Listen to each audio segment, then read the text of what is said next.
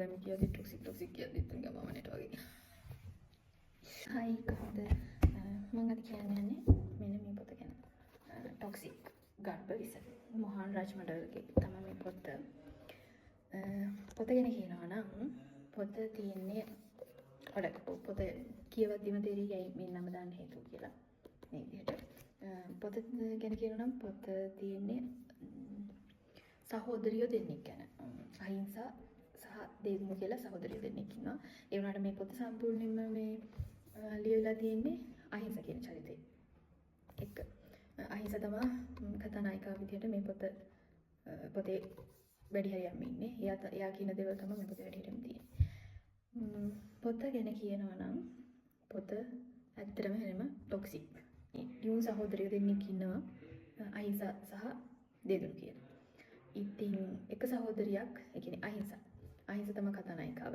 අහිංසාගේ මුළු කියන්නේ ළමා කාලේ ඉඳලා වැඩිහිටියෙක් වෙනකම්ම එයාගේ ලයිෆ් එකේ සිද්ධ වෙන දේවල් එයාට වෙන දේවල් නිසා එයා ඇබ්සෝබ් කරගන්න දේවල් එයාට හම් වෙන මිනිස්සු ඒ හැම දෙයක්ම නිසා ඒ වගේම එයාට ඉන්න සහෝදරීට අනිත් අය සලකන විදිහ එයා ගැන හිතන විදිහ එයා අනිත් අයත් එක්ක කම්පෙයාර් කරන විදිහ එයා සමාජයේ ඉන්න මිනිස්සු දිහා බලන විදිහ කියන්නේ පොඩි කාලේ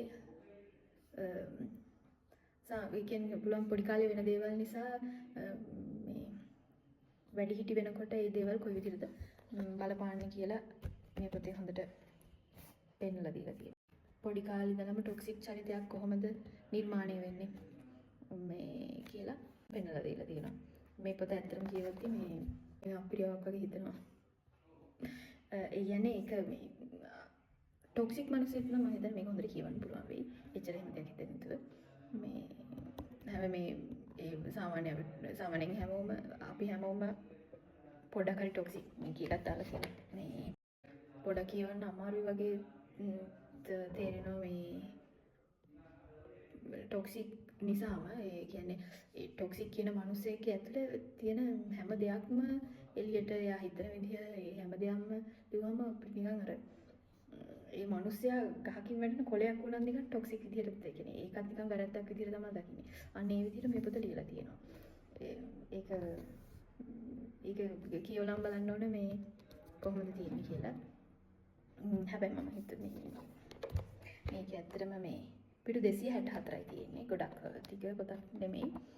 ඒ වුණාට මට හිතෙනවා මේ පොත තව ටිකක් තිබ්බනම් හොඳයි කියලා. කතාව නිකන් කතාව මේ කෙටි කතාවක් වගේ එකපාරටම අන්තිමට මේ නවත්තලා තියෙනවා. ඒකෙන් මේ මොකද්ද මේ උනේ මොකද්ද කියන ප්‍රශ්නාර්ථෙත් එක්ක තමයි පොත ඉවර වෙන්නේ. ඉතින් ඔයාලා මේ පොත කියවලා බලන්න මේ අතන පොත හොඳයි. මට අර මේ පොඩ්ඩක් අවසානයේ නිකන් ඉවර කරලා තිබ්බ විදිහට මම පොඩ්ඩක් කැමති නැහැ. මේ ඒකෙන් තව පොත තිබ්බනම් කියලා හිතනවා. ඒ වගේ පොතක් කියලා බලන්න.